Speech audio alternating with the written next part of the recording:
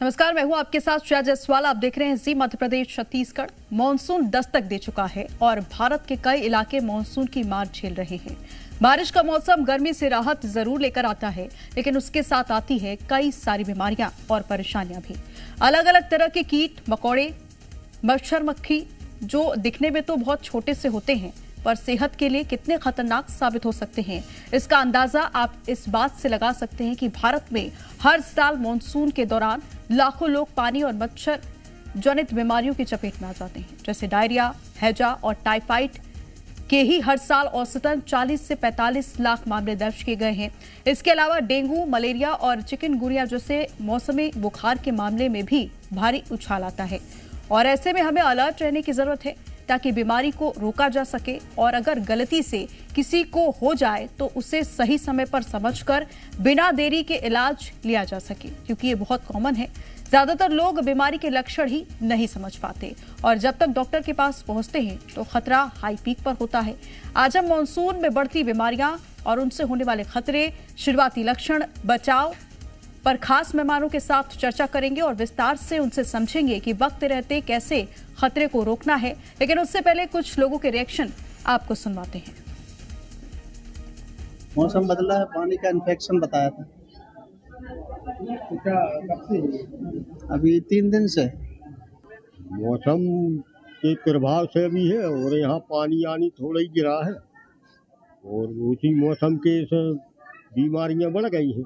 शरीर में जकड़न होती है, हाथ पांव पिराते हैं, बुखार चढ़ती है, खांसी आती है और रात में नींद नहीं आती है खांसी के कारण। बच्चों के साथ सबसे ज्यादा मतलब जो बारिश का समय है वो बहुत घातक होता है। तो इसमें खान पीन की विशेष ध्यान रखना चाहिए, क्योंकि माता पिता के साथ जब बच्चे जाते हैं, बाहर जाते हैं तो होटल में खाने के लिए, रेस्टोरेंट में खाने के लिए जिद करते हैं। वहाँ पर कई दिनों से जो मतलब खाने की जो चीजें पड़ी होती है वो दी जाती है, उसमें कहीं न कहीं संक्रमण फैलने की ज्यादा से ज्यादा डर होती है। बूढ़े लोगों में तो अक्सर जैसे कि गंदा पानी पीने से मलेरिया हो जाता है, टाइफाइड हो जाता है, बुखार आ जाता है और दमा के जो पेशेंट हैं उनके लंग्स में इन्फेक्शन हो जाता है। इसलिए डॉक्टर के पास जैसे भी अगर ऐसे लक्षण दिखाई देते तो तुरंत हमें डॉक्टर से संपर्क करना है। बारिश जो है नमी का मौसम होता है, इसमें बीमारियां जो है वो डेंगू हो जाता है, मलेरिया हो जाता है, हैजा हो जाता है, इस प्रकार की बीमारियां होती हैं। उसमें बचाव जो है वो महत्वपूर्ण ये होता है कि आप जो है वो गर्म पानी पिएं, उबाल कर पानी पिएं या फिल्टर का पानी पिएं। दूसरा ये है कि जहाँ पर भी पानी रुका हुआ है उसको बहाने की व्यवस्था करें ताकि रुके हुए पानी में मच्छर ज़्यादा फैलते हैं। सबसे बड़ा तो डेंगू और हैजा का मसला रहता है, लेकिन सबसे बड़ी बात है कि बचाव ही सुरक्षा का एकमात्र उपाय है। लापरवाही ना कर। अभी जो पेशेंट्स आ रहे हैं उसमें जो पेशेंट्स हैं वो सर्दी खांसी के बुखार के साथ अभी उल्टी दस्त वाले पेशेंट भी आ रहे हैं। तो ऐसे में हमको सबसे पहले पानी का ध्यान रखना पड़ेगा कि जो स्वच्छ पानी पिए, पानी उबाल कर ही पिए और अगर पानी का सोर्स कहाँ है उसको देखने की आवश्यकता है। कई बार ऐसा होता है कि गांव में हैंडपंप रहते हैं या फिर पाइपलाइन रहती है और वो पाइपलाइन कहीं से टूटी हुई होती है और वही पानी का सेवन हम करते रहते हैं। जो मच्छर रहता है उससे ज्यादा करके उससे बचना ही चाहिए हमको, उसी से ज्यादा बीमारी वगैरह ये चीज होता है। तो डेंगू है और मलेरिया का भी रहता है इस मौसम में, क्योंकि कभी बरसात कभी धूप, उसके कारण। अभी बारिश के मौसम में मच्छर का बहुत ज़्यादा प्रॉब्लम है और हम लोग तो मच्छरदानी लगा के रखते हैं, काहे कि अगर मच्छर काटेगा तो डेंगू हो जाएगा। और अभी पानी भी थोड़ा मिक्स वाला अभी नीचे से पानी गिर रहा है तो वही लगभग सोचते हैं टेप नल का आता है तो उसको पीते हैं, तो उसको उबाल के हम लोग पीते हैं। अभी मलेरिया का ज़्यादा शिकायत है क्योंकि मच्छर अधिक रहते हैं बरसात में। उसके बाद डायरिया का रहता है, जो भी खान पान से जो भी रहता है उसमें इन्फेक्शन रहता है, क्योंकि गीला पदार्थ से अधिक का बोलते डायरिया का प्रकोप है अभी। और इस खास विषय पर चर्चा करने के लिए हमारे साथ खास मेहमान जुड़ गए हैं। डॉक्टर निलय मुजारकर शिशु रोग विशेषज्ञ हैं और डॉक्टर आशीष जायसवाल सीनियर फिजिशियन हैं। बहुत स्वागत है आप दोनों का। सबसे पहले सवाल मेरा आशीष जी आपसे रहेगा, क्योंकि देखिए मानसून ने दस्तक दे दी है, बारिश की शुरुआत हो गई है और कई जगहों पर बारिश भी हो रही है। लेकिन देखिए हम बात कर रहे हैं मानसून में होने वाली बीमारियों की, तो सबसे पहले आपसे यही जानना चाहूंगी कि मानसून में कौन कौन सी बीमारियां ज्यादा फैलती हैं और इस साल मानसून में कौन सी बीमारियां ज्यादा बढ़ी हुई दिखाई दे रही हैं? देखिए, सबसे पहले अगर हम बात करते हैं कि मानसून रिलेटेड जो डिजीज तो जुलाई से अक्टूबर अक्टूबर के बीच में होती हैं, उनको हम लोग प्राय 6 भागों में डिवाइड करते हैं। सबसे पहला तुम्हारा होता है कि जो मॉस्किटो बॉर्न इन्फेक्शंस होते हैं, जिसमें आपको पता है कि सबसे इंपॉर्टेंट है डेंगू हो गया, मलेरिया हो गया। जो अगर हम उधर की बात करते हैं कि अपर इंडिया में, नॉर्थ इंडिया में जैपनीज इंसेफेलाइटिस के भी बहुत से पेशेंट्स हम लोग को दिखने लग जाते हैं। अगर हम इसके बाद सेकंड ऑप्शन देखें तो वो वाटर बॉर्न डिजीज हैं, जो कि जैसे जो सबसे इंपॉर्टेंट है कॉलरा हो गया, हेपेटाइटिस हो गया, ए हो गया, सी हो गया। तो जो ऐसे जो वायरस हैं जो कि पानी से बैठते हैं, तो वो वाटर बॉर्न डिजीज बहुत कॉमन। ऐसे बहुत से अलग अलग वायरसेस भी होते हैं जो कि हम लोगों को डायरिया, लूज मोशन जैसा प्रॉब्लम जो मेनली जीआई इन्फेक्शन कॉज करते हैं। अगर हम थर्ड बात करें तो इसमें सबसे इंपॉर्टेंट ये भी कि रेस्पिरेटरी इन्फेक्शन बहुत बढ़ जाते हैं। रेस्पिरेटरी इन्फेक्शन जैसे बढ़ते हैं तो लोगों को देखिए, जो भी हमारे पास ओपीडी में सारे पेशेंट फेरेंजाइटिस के, अपर एयरवे डिजीज के, साइनोसाइटिस के, और अगर इसको ध्यान ना दें तो वही इन्फेक्शन आपका निमोनिया का भी रूप ले सकते हैं। चौथा, इसमें ना रोटेंट रिलेटेड डिजीजेस बड़े बढ़ जाते हैं। आजकल बहुत से केसेस मेरे हॉस्पिटल में लेप्टोस्पायरोसिस के भी आते हैं। पेशेंट को 4-5 दिनों से फीवर है, दवा लिया, 5 दिन में आराम नहीं मिला, उसे किडनी और लिवर पर भी असर पड़ने लग गया। तो ये क्लासिकल केस लेप्टोस्पायरा का है। तो ऐसे रोडेंट जो क्योंकि रोडेंट सारे बाहर आ जाते हैं, उसमें भी इस समय ये सारे केसेस हॉस्पिटल में बहुत पहुंचते हैं। फिर इसमें एलर्जिक रिएक्शन से कुछ लोगों को, जैसे कुछ लोगों ने भी बोला, इसमें थोड़ा सा बिकॉज वेदर चेंज हो रहा है तो किसी की स्किन सेंसिटिव होती है, तो कोई स्किन में इन्फेक्शन होना, कंजक्टिवाइटिस होना, ये सब कॉमन होता है। और एक लास्ट पार्ट जो हम हर बार भूल जाते हैं कि इसके अंदर हमारा जो स्नेक बाइट के केसेस बहुत आते हैं। अभी भी मेरे आईसीयू में 2 पेशेंट स्नेक बाइट के हैं, यानी स्नेक बाइट के भी पेशेंट्स इस वेदर में बहुत बढ़ जाते हैं। तो ये एक बकेट है इन कुछ बीमारियों की जो इस समय बढ़ती है। तो क्या आपने सबसे पहले तो इस समय क्या अभी ज्यादा कॉमन है, तो इस समय अभी देखिए डेंगू तो तब आता है जब एक बार पानी पूरा गिरता है, वाटर लॉगिंग होती है। पर अभी जो बहुत है, जो हमारी ओपीडी बढ़ रही है, वो स्नेक बाइट के पेशेंट्स आ रहे हैं, लेप्टोस्पायरा के पेशेंट आ रहे हैं, और जो जीआई इन्फेक्शन के जो बहुत पेशेंट्स आ रहे हैं, लोग जो अपना हेपेटाइटिस ए या कॉलरा रिलेटेड डिजीज जिसको हम लोग बोलते हैं, उसके पेशेंट्स बहुत बढ़ गए हैं। जी आशीष जी, हमारे साथ डॉक्टर प्रभाकर तिवारी जी भी पूर्व जिला स्वास्थ्य अधिकारी हैं, वो भी जुड़ गए हैं। बहुत स्वागत है डॉक्टर प्रभाकर जी आपका। डॉक्टर निलय जी, जैसे कि हम बात करें कि कई सारी बीमारियां जो इस समय मानसून में दस्तक दे रही हैं, जो ये बीमारियां हैं, आखिर बारिश में ही इनका संक्रमण क्यों बढ़ जाता है? इसका खतरा बारिश में ही क्यों बढ़ता है? जी, thank you very much for inviting me. बारिश में खतरा जो है, जैसा डॉक्टर साहब ने बताया है कि जैसे हवा में जब नमी बढ़ती है तो वायरसेस जो है वो ज़्यादा मल्टीप्लाई करते हैं। तो पहली बीमारी जो होती है, जो हवा में नमी, ह्यूमिडिटी की वजह से होती है, तो वायरल इन्फेक्शन जिसमें सर्दी, खांसी, बुखार आपको मिलेगा। सिंपल केसेस आपके पास ज़्यादा आने लगते हैं। दूसरा, आपकी वाटर बॉर्न डिजीजेज जो बात की कि जो बीमारियां पानी में कंटामिनेशन से फैलती हैं, जैसे कि जिसका एग्जांपल है हेपेटाइटिस ए या टाइफॉइड है, जो आपको ज़्यादा मिलेंगी, ज़्यादा आपके पास पेशेंट्स आएंगे। तीसरा, पानी की वजह से जो है, जो आउटसाइड फूड रखा रहता है उसमें कंटामिनेशन के चांसेस बढ़ते हैं। जैसे कि आपने खुद कहा कि मच्छर और मक्खियाँ बढ़ जाते हैं, तो बाहर का रखा हुआ खाना खाते हैं तो बच्चों को या बड़ों को भी फूड पॉइजनिंग हो जाती है, जो एक कॉमन बीमारी है इस समय के लिए। और चौथा, जो पानी के सोर्सेस अगर अलग से जमा होना शुरू हो जाते हैं, एक स्टिल वाटर कहीं पे आपके घर के बाहर जमा हो गया, कोई बाल्टी रखी हुई है उसमें बहुत दिनों से पानी बरसात की वजह से जमा होकर रखा हुआ है, तो मच्छरों को भी उगने के लिए, पनपने के लिए जगह मिलना शुरू हो जाती है, तो डेंगू के केसेस आपके बढ़ जाते हैं। तो इस तरीके से जो है वो पानी जब गिरता है तो ये सब बीमारियाँ बढ़ने के चांसेस काफ़ी रहते हैं। जी डॉक्टर निलय जी। डॉक्टर प्रभाकर जी, जिस तरीके से बीमारियां बढ़ रही हैं, हमने कई खबर भी पढ़ी है जहां पर अस्पतालों में अब मरीज की संख्या भी बढ़ रही है। तो अगर बात करें कि इस समय जो अस्पतालों में कौन कौन से मरीज ज्यादातर पहुंच रहे हैं अपनी बीमारी के लिए और किनका इलाज किया जा रहा है, इसको लेकर जो तैयारियां हैं वो कितनी दुरुस्त की गई हैं? देखिए, बहुत अच्छी तरह से डॉक्टर आशीष और डॉक्टर निलय ने बीमारियों के बारे में बताया है। मोटे तौर पर अगर हम देखें तो जो आप लोगों ने बताया वो ये है कि मुख्यतः ये जो बीमारियां हैं, या तो वेक्टर बॉर्न डिजीजेज होती हैं, या वाटर बॉर्न डिजीजेज होती हैं, या डायरेक्ट इन्फेक्शंस होते हैं टू ह्यूमन बॉडी, और या फिर वो एनिमल बाइट्स होती हैं। इन 4 कैटेगरीज में मोटे तौर पे हम इन सब बीमारियों को देख सकते हैं, और सबके लिए तैयारियां अलग अलग तरीके से होती हैं।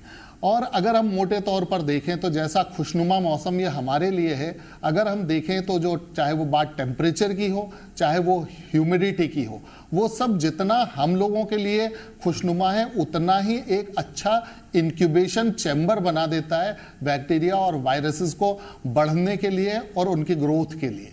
तो ये जो टेम्परेचर और ह्यूमिडिटी का कॉम्बिनेशन है, ये इनकी ग्रोथ के लिए बिल्कुल आइडियल है और इसलिए चाहे वो बैक्टीरियल डिजीजेज हो चाहे वायरल डिजीजेज हो वो बढ़ती हैं। अब हम बात करें रोकथाम की और तैयारियों की, जैसा कि आप जानते हैं कि जो वेक्टर बॉर्न डिजीजेज हैं उनकी रोकथाम की तैयारियां गवर्नमेंट और साथ में जो एनजीओज और हमारे प्राइवेट डॉक्टर्स हैं वो सब शुरू कर देते हैं जून से ही, क्योंकि आम तौर पर जो वेक्टर बॉर्न डिजीजेज है मैक्सिमली चाहे वो बात डेंगू की हो, चाहे वो चिकनगुनिया की हो, चाहे मलेरिया हो, वो होती हैं मच्छरों से। तो मच्छरों की बाढ़ को रोकना, क्योंकि आप देखते हैं कि गर्मी में जो कूलर चलते रहते हैं और अचानक से बंद हो जाते हैं और उनकी नमी बहुत आइडियल होती है मच्छरों की ब्रीडिंग के लिए और मच्छरों के लार्वा को पैदा होने के लिए, उनके अंडे देने के लिए। तो नंबर 1 तो यही है जिससे हम उसकी रोकथाम कर सकते हैं। दूसरी चीज़ें जैसे अभी बताई जो डायरेक्ट बॉर्न डिजीजेज हैं, चूंकि यहाँ पर जो हमारा पीने का पानी है उसके दूसरे सोर्सेज से कंटेमिनेट होने की आशंका बढ़ जाती है और उसी के कारण हेपेटाइटिस बी या जिसे हम आमतौर पर हेपेटाइटिस ए जिसे हम आमतौर पर वायरल हेपेटाइटिस बोलते हैं और जो वाटर बॉर्न होता है उसके बढ़ने की संभावना हो जाती है। रही बात तैयारियों की, तो तैयारियां कई स्तरों पर, सबसे पहले अगर हम बात करें वेक्टर बॉर्न डिजीजेज की तो उसके लिए स्पेशल वार्ड्स हमारे यहाँ तैयार रहते हैं। उनकी चाहे वो बात जांचों की हो चाहे वो बात ट्रीटमेंट की हो, वो पूरी तरह से हमारे यहाँ तैयारी रहती है। आमतौर पर अगर हम डेंगू की बात करें तो कई लोग भ्रांतियों में पड़कर अननेसेसरी प्लेटलेट ट्रांसफ्यूजन के लिए डॉक्टर्स पर, चाहे वो प्राइवेट हो चाहे सरकारी हो, उस पर जोर डालते हैं, जबकि इसमें हाइड्रेशन, सिम्प्टोमेटिक ट्रीटमेंट और जो स्पेसिफिक ट्रीटमेंट है वो अवेलेबल है। जी, इस पर हम बातचीत आगे करेंगे कि किस तरीके से रोकथाम की जाए। डॉक्टर आशीष जी, सबसे पहले तो मैं ये जानना चाहूंगी, क्योंकि अब हम बीमारियों की बात करें, डेंगू हो गया, मलेरिया या चिकनगुनिया, लेकिन जो शुरुआती लक्षण है इनकी कैसे पहचाने, क्योंकि हमारे बहुत सारे दर्शक हैं जो ये जानने की कोशिश भी करते हैं कि कई बार लक्षण जो होते हैं वो सेम होते हैं और कंफ्यूजन हो जाता है कि कौन सी बीमारी है। तो शुरुआती लक्षण कैसे पहचाने, ये बताइएगा। देखिए, सबसे पहला जो बहुत इंपॉर्टेंट है इसके अंदर कि प्रिवेंशन एंड अर्ली रिस्पांस बहुत जरूरी होता है। ठीक है, ये सारी बीमारी जैसे सर बोल भी रहे थे कि अगर हम इसको पहले ही समझ लें, इसके सिम्टम समझ लें और पहले अपने को एक मेडिकल एडवाइस ले लें तो ये कभी आगे चीजें नहीं बढ़ती हैं। तो जैसा भी क्वेश्चन है कि सबसे पहले क्या क्या सिम्टम्स आएंगे।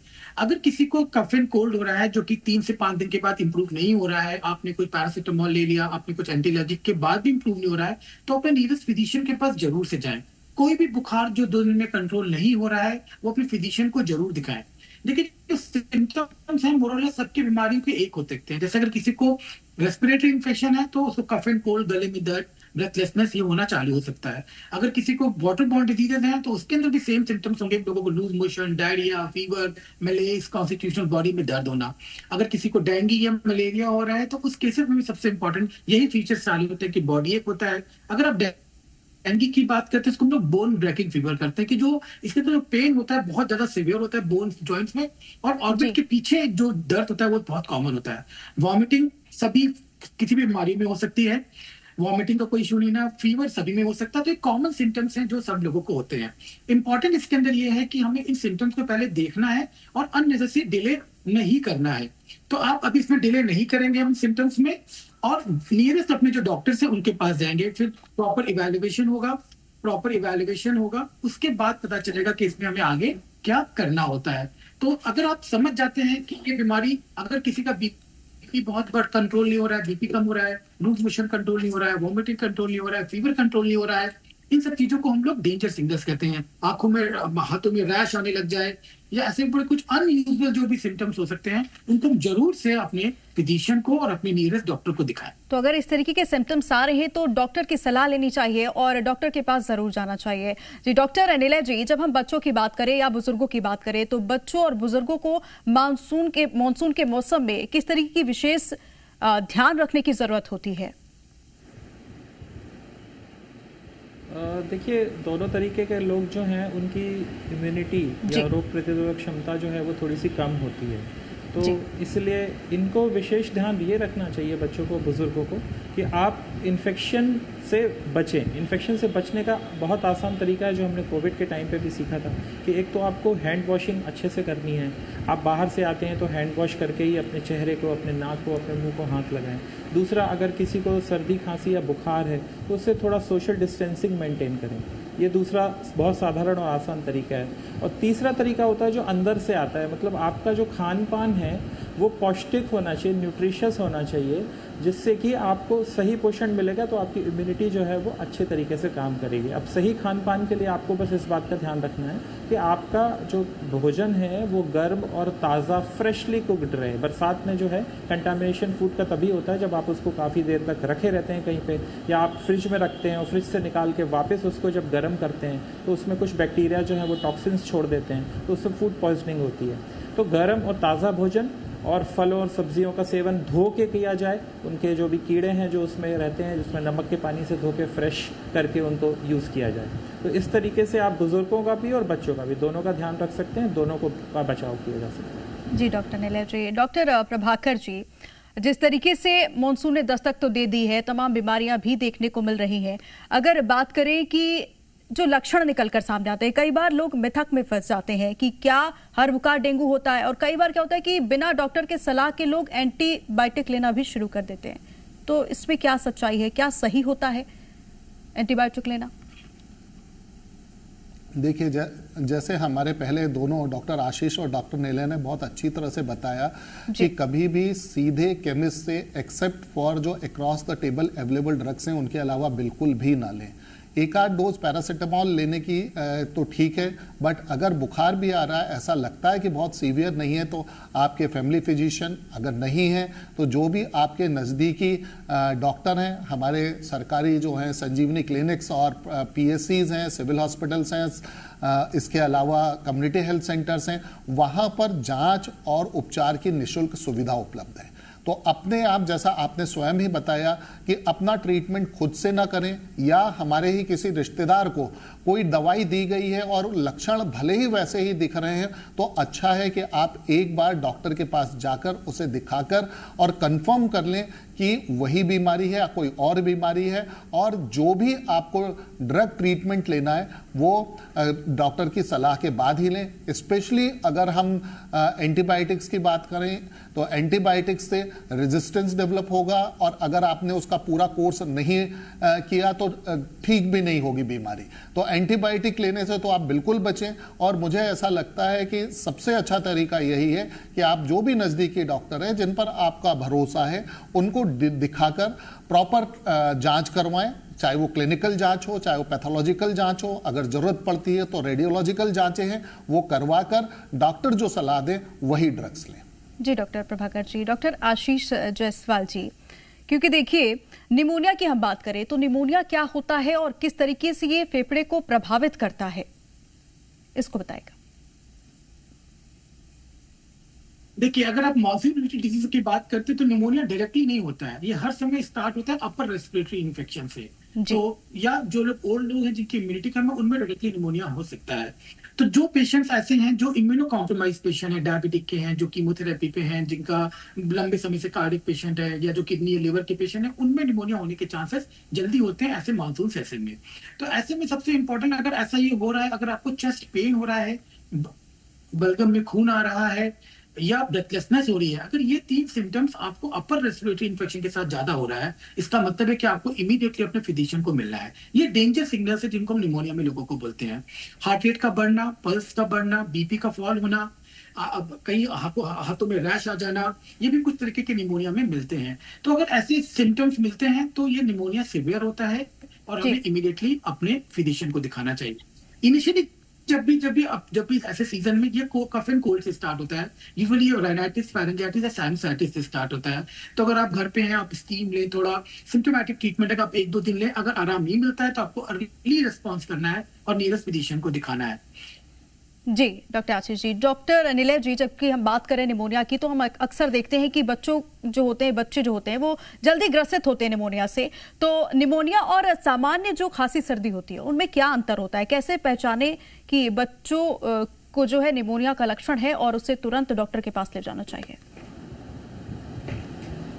जी, ये बहुत ही अच्छा सवाल है जो लोगों को बहुत जानना ज़रूरी है। देखिए, जब बच्चे को शुरुआत होती है, सर्दी होती है या बुखार आता है या खांसी भी होती है साथ में, तो हम समझ नहीं पाते हैं कि निमोनिया है या नहीं है। इनिशियली जब सर्दी खांसी होगी तो बच्चा जो है, जब बुखार के बीच का समय रहेगा, आपने बुखार के लिए दवाई दी, बुखार उतर गया, तो जो बीच का समय होता है, दूसरे बार बुखार आने और पहली बार बुखार, उस समय में बीच में बच्चा काफ़ी कंफर्टेबल रहता है, काफ़ी अच्छे से खेलता रहता है और नॉर्मल एक्टिविटीज़ करता है। लेकिन अगर बच्चा दोनों बुखार के बीच में भी सुस्त है, बुखार उतर गया तो भी सुस्त लग रहा है, तो एक लक्षण होता है कि बच्चा थोड़ा सा ज़्यादा बीमार हो रहा है। दूसरा इंपॉर्टेंट लक्षण होता है निमोनिया का कि अगर बच्चे की सांस की रफ्तार जो है वो काफ़ी तेज़ चल रही है। सर्दी खांसी बुखार के साथ आया, आपने उसको चेक किया है या माँ देख रही है, वो देख रही है कि छाती जो है वो काफ़ी ऊपर नीचे हो रही है, जल्दी जल्दी चल रही है और ऊपर नीचे भी हो रही है।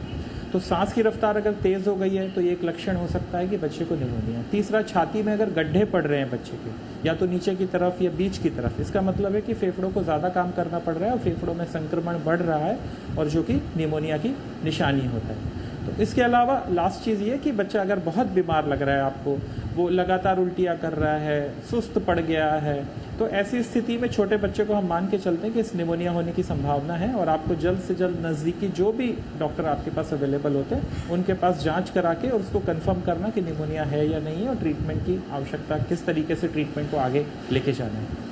जी डॉक्टर नीलय जी। डॉक्टर प्रभाकर जी, देखिए मॉनसून ने दस्तक दे दी है और लोगों के घर के आसपास जब हम मच्छरों की बात करते हैं तो जल जमाव की स्थिति भी देखने को मिलती है, मच्छर होते हैं, मच्छर पनपते हैं और इसी वजह से घर में जो है बीमारी दस्तक देती है। तो इसके रोकथाम की बात करें तो किस तरीके से लोगों को रोकथाम करनी चाहिए और मॉनसून से पहले खुद को बचाव के लिए क्या करना चाहिए? देखिए, बात करें अगर हम मानसून की and specially in relation to vector borne diseases, तो हम देखें कि 3 तरह की वेक्टर बॉर्न डिजीजेज इस समय सबसे ज़्यादा देखने को मिलती है, डेंगू, मलेरिया और चिकनगुनिया। जो डेंगू और चिकनगुनिया के मच्छर हैं वो आमतौर पर हमारे घर के अंदर या जो हमारा वर्क प्लेस है या जहां हम पढ़ने जाते हैं, जैसे स्कूल्स हो गया, ऑफिसेज हो गया, हमारा खुद का घर हो गया या हॉस्टल्स हो गया, उनमें जो छोटे छोटे वाटर कंटेनर रहते हैं उन्हीं में पनपते हैं। चाहे वो गमले के नीचे हुई रखी हुई ट्रे हो गई, हमारे फूलदान हो गए, या हमारा एसी में से जो पानी निकल रहा है आउटलेट में से वो एक जगह इकट्ठा हो रहा है, या हमारा कूलर हम बिना उसके पंप लगाए चला रहे हैं पर उसमें पानी इकट्ठा है। तो ये जो छोटे छोटे साफ पानी है, आमतौर पे ये कहा जाता है कि डेंगू और चिकनगुनिया के जो मच्छर हैं बड़े सफाई पसंद होते हैं और साफ पानी में पनपते हैं, जबकि हमारी भ्रांति ये है कि मच्छर आमतौर पर सिर्फ गंदे पानी में पनपते हैं। तो ये जो छोटे छोटे, स्पेशली जो डेंगू और चिकनगुनिया के मच्छर हैं, इनकी फ्लाइट रेंज भी बहुत ज़्यादा नहीं रहती, 100 मीटर से ज़्यादा ये उड़ नहीं सकते। तो हमें जो रोकथाम की बात शुरू करनी है, तो बात अगर हम वेक्टर बॉर्न डिजीजेज की करते हैं तो उनका रोकथाम हमारे घर में ही छिपा हुआ है कि अगर हम वाटर कंटेनर्स में जो आवश्यक नहीं है उन पानी को हम प्रवाहित कर दें और अगर पानी की उनकी ज़रूरत है तो उसको चेंज करते रहें। उसके बाद बात आती है दूसरी जो अभी जिसकी चर्चा हुई, वाटर बॉर्न डिजीजेज की, यानी कि पीलिया या हेपेटाइटिस। तो उससे बचने का यही है कि हमारा जो पीने के पानी का सोर्स हो वो सुरक्षित हो। अगर हम पीने के पानी में कोई गड़बड़ करेंगे तो उससे डायरिया और वायरल हेपेटाइटिस दोनों की आशंका बढ़ जाती है। तीसरी बात, अभी पहले भी जो डॉक्टर साहब ने बताई कि हमारा जो खाना रखा हुआ है, अगर हमने काफ़ी समय उसको बाहर छोड़ दिया है, तो जो मैंने पहले बताया कि जो टेम्परेचर और ह्यूमिडिटी इस समय है वो बहुत सपोर्ट करती है बैक्टीरियल और वायरल ग्रोथ को, और उसमें बैक्टीरिया और वायरस बढ़ सकते हैं और उस खाने को अगर हम खाते हैं तो फिर से डायरिया और डिसेंट्री हमें हो सकता है। इसके साथ ही साथ दूसरे, जैसे विस्तार से अभी डॉक्टर नीलय ने आपको बताया निमोनिया के बारे में, तो उसके मैं छोड़ते हुए आगे बढ़ता हूं। एनिमल बाइट जो है, अगर आप देखेंगे तो इस समय सर्पदंश के बहुत ज्यादा केसेस देखने को आते हैं। आमतौर पर ये केसेस हमारे रूरल एरिया से आते हैं क्योंकि लोग खेती बाड़ी के लिए बाहर निकलते हैं और थोड़ी सी भी असावधानी जो है वो सर्पदंश में बदल जाती है, सांप आके आके उनको काट लेते हैं। कहीं कहीं ये भी देखने को आया है कि हमारे यहाँ पर चाहे वो शहर हो चाहे वो गांव हो, चूंकि सांप भी इस समय बाहर निकलते हैं और वो ऐसी जगह पर छिपते हैं जहां पर हम लोगों ने अपना सामान ऐसे ही रख रखा हो और उसके बारे में हम लोग ध्यान नहीं दे रहे हो। तो ऐसी जगह जहां पर कई बार क्या होता है कि जब स्नेक बाइट के मामले सामने आते हैं तो लोग जो है अस्पताल जाने के बजाय झाड़ फूक करवाते हैं। कई ग्रामीण एरियो में हमने ऐसा देखा है। लेकिन लोगों को जब इस तरीके की एनिमल बाइट या स्नेक बाइट की चीजें सामने आती हैं तो उन्हें तुरंत अस्पताल जाना चाहिए, डॉक्टर से संपर्क करना चाहिए।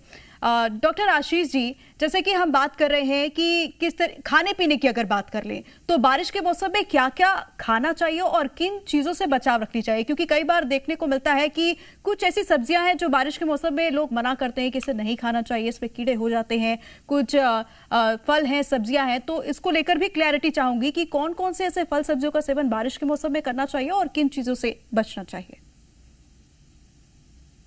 देखिए, सबसे पहले तो कोई भी फल हम खा सकते हैं, सारे ही फल जो मौसमी फल हैं सब सेफ होते हैं, पर इंपॉर्टेंट है कि हमें उस पर क्लीनिनेस पे ध्यान देना चाहिए। सबसे इंपॉर्टेंट, जैसे हमने बात की, हैंड वॉशिंग सबसे इंपॉर्टेंट एस्पेक्ट है। इसी तरीके से जो भी हम फल या सब्जियां घर पे ला रहे हैं उनकी क्लीनिंग बहुत इंपॉर्टेंट है। तो अगर आप सब्जियां बाहर से ला रहे हैं तो उसको थोड़ी देर के लिए रख के उसको पानी में या गर्म नमक डाल के थोड़ा या गर्म पानी से निकाल सकते हैं, जिसके कारण उसके अंदर लगे हुए जो जितने भी बैक्टीरिया या वायरस है वो सब वॉश आउट हो सकते हैं। देखिए, सेकंड इंपॉर्टेंट इसके अंदर ये है कि जो भी खाएं वो घर का खाएं, सॉफ्ट खाना खाएं, बहुत बाहर का रखा हुआ ना खाएं, क्योंकि इस वेदर में क्या होता है, जो बाहर का खाना होता है बहुत समय तक रखा हुआ होता है, क्योंकि वो खाना बहुत जल्दी खराब नहीं होता। तो ऐसे में बहुत जरूरी है कि बहुत बाहर का खाना अवॉइड करें, घर का सिंपल खाना खाएं जो कि फुल ऑफ आपके न्यूट्रिएंट्स हो, एंटीऑक्सीडेंट्स हो, वो सब खाएं। बहुत ज्यादा हैवी खाना मत खाएं। बहुत समय जो भी खाना आप खा रहे हैं उसका खाने का समय भी बहुत इंपॉर्टेंट है कि आप जिस समय खाना खाते हैं उसी प्रॉपर स्पेसिंग में खाना खाएं। बहुत लेट नाइट मील्स हैं, इन सबको भी अवॉइड करें, क्योंकि सभी बीमारियों के सिम्टम्स ऐसे होते हैं कि पता लगा पाना बड़ा मुश्किल होता है कि ये वायरल कोलाइटिस है कि ये फूड बॉर्न इन्फेक्शन है। एक और बड़ा प्रॉब्लम होता है कि जैसे ही पेशेंट कोई सिम्टम होता है हम उसी दिन पहले दिन ही सारे टेस्ट करा लेते हैं। ऐसे में मेरा ये लोगों से बात ये रहेगी कि आप अभी 3 से 4 दिन जरूर से रखें कोई भी टेस्ट कराने से पहले, क्योंकि बैक्टीरिया का या इन सब वायरसेस का एक इंक्यूबेशन पीरियड होता है, वो 4 से 5 दिन के बाद ही रिपोर्ट्स में आते हैं, चाहे वो टाइफाइड हो चाहे वो डेंगू हो। तो टेस्ट तुरंत ही जाके भी ना कराएं। इनफैक्ट अब खाने में जो इम्पोर्टेंट है कि बहुत ज्यादा तला हुआ, बहुत ज्यादा जो ऐसे खाना होता है जो बहुत ज्यादा मसालेदार खाना तो देखिए, खाने पीने का विशेष ध्यान देना चाहिए, क्योंकि मॉनसून में कई तरह की बीमारियां जो है दस्तक दे रही हैं और आप लोगों ने जानकारी भी दी कि किस तरीके से कौन कौन सी बीमारी है और इनका बचाव कैसे करना चाहिए, और लक्षण जो शुरुआती तौर पर दिखते हैं तो डॉक्टर से जरूर सलाह लेनी चाहिए। फिलहाल बहुत शुक्रिया आप सभी का मध्य प्रदेश छत्तीसगढ़ से चर्चा करने के लिए।